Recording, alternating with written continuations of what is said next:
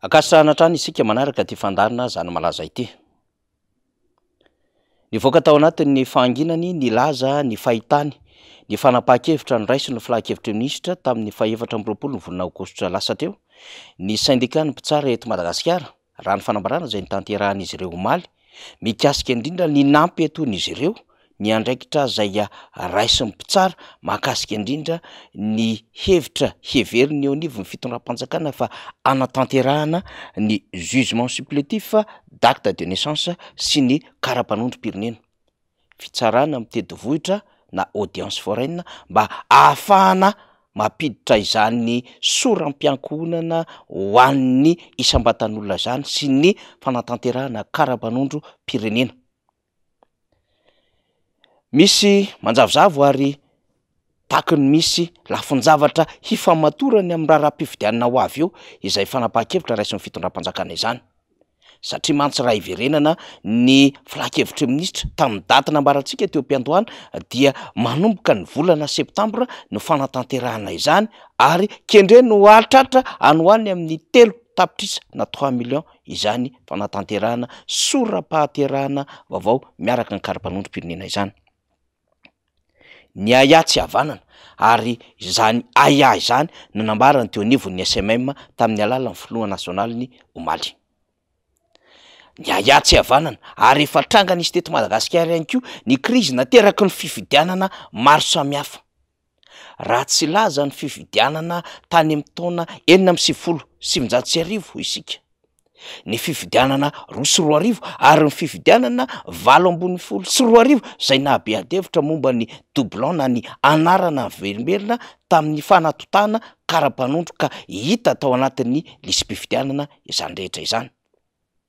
Eo anatrehan'izany dia nivoaka tamin'ny fahanginana no isika ny syndicat mpitsara eto Madagasikara satria ny mpitsara no anatanteraka izany fitsarana mitevitry-vohitra izany mba ahafahana manao ity sora-pahaterahana miaraka amin'ny kara-panondro ity.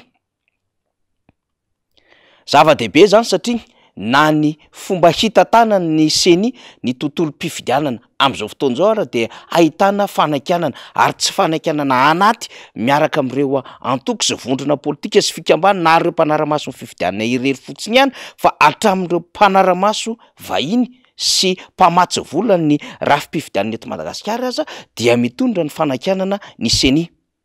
Ka na ny seny amin'ny alalan'ny rafitra na ny seny amin'ny alalan'ny filohany dia nitondrany ny voniny Europeanina fanankianana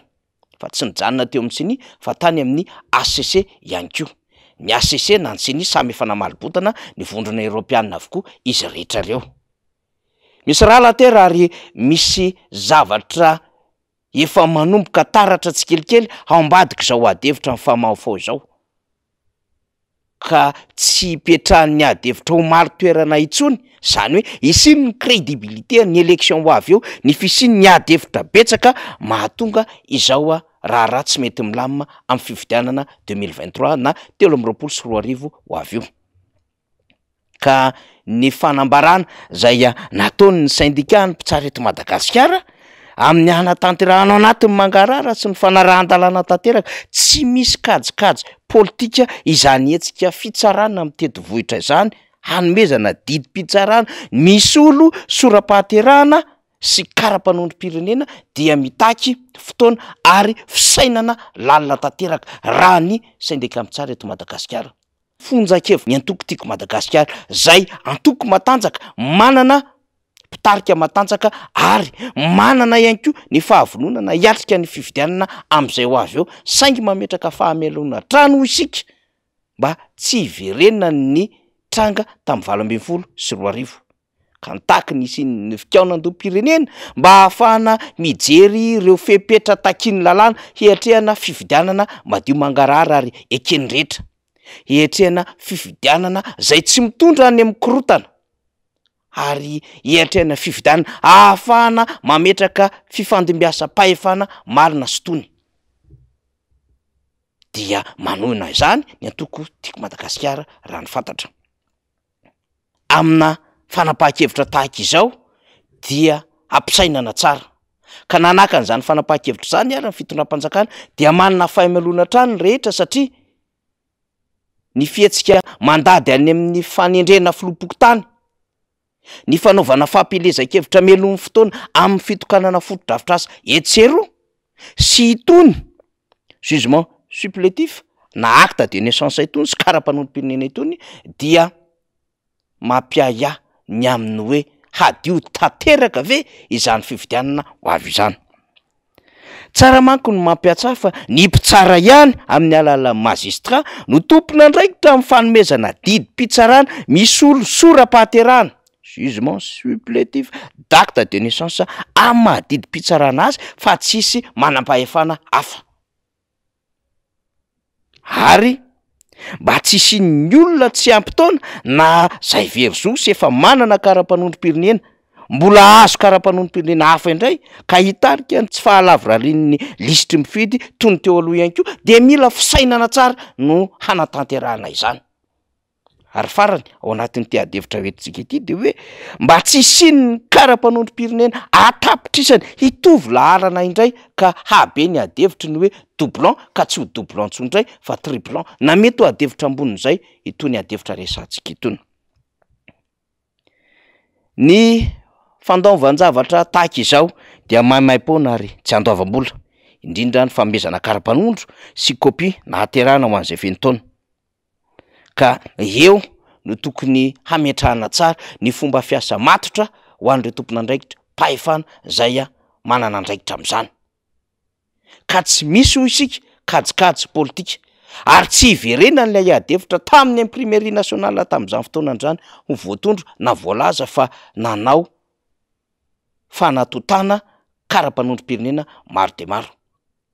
Izany rehetra izany de mba hisaitsaina ny rehetra ny amin'ny ananana fifidianana tsara ho eken'ny rehetra madio mangarara ary ho ankatoavina sy hitondra filaminana eto amin'ity firenena ity.